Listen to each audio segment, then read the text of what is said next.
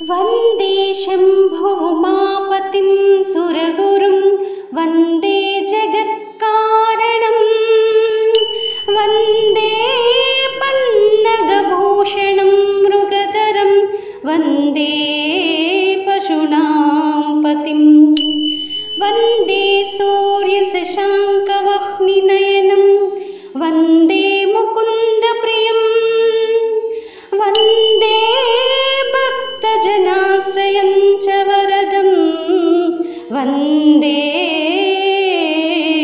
శివం శంకరం. విన్నారు కదండి ఈ గొప్ప శ్లోకాన్ని. ప్రతి ఒక్కరూ ప్రతినిత్యం పఠించడం వల్ల మంచి ఫలితం కలుగుతుందండి.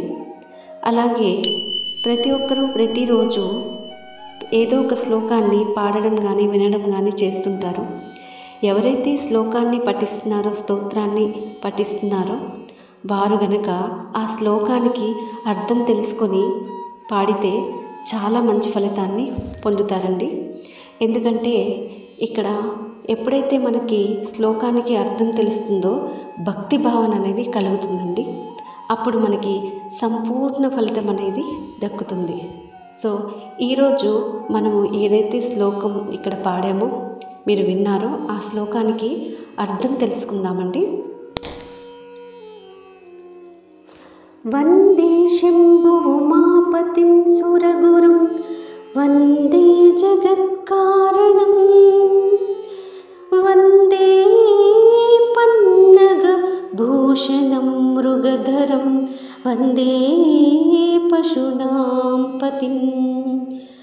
అంటే ఈ శ్లోకానికి అర్థం ఇప్పుడు తెలుసుకుందామండి. పార్వతీపతి అయిన శంభుడు దేవతలకు గురువు, సృష్టికి మూల కారణం, గజ చర్మాంబరధారి పశుపతినాథుడు అని ఈ శ్లోకానికి అర్థమండి.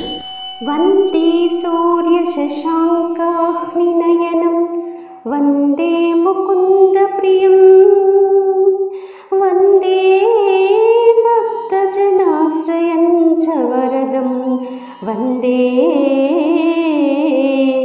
శివం శంకరం. సూర్య చంద్రాగ్నులనే 3 కన్నుల కలవాడు, ఆశ్రయించిన భక్తులకు వరదుడై మంగళకారకుడైన ఆ దేవదేవుడికి, ఆ శివుడికి సహస్రకోటి నమస్కారములు అని ఈ శ్లోకానికి అర్థం. ఇప్పుడు ఈ శ్లోకానికి అర్థం తెలుసుకున్నారు కదండి. అలాగే మీరు పాడే ప్రతి శ్లోకానికి అర్థం తెలుసుకొని పాడితే చాలా మంచి ఫలితం కలుగుతుందండి. ప్రతి ఒక్కరూ గుర్తుంచుకోండి. మీరు పాడే ప్రతి శ్లోకం, ప్రతి స్తోత్రానికి అర్థం అనేది తెలుసుకున్నప్పుడు మనకి మంచి భక్తి భావన కలిగి మనం ఆ దేవుడి సన్నిధిలో లీనమై ఉంటామండి. సో అప్పుడే మనకి సంపూర్ణ ఫలితం అనేది కలుగుతుందన్నమాట.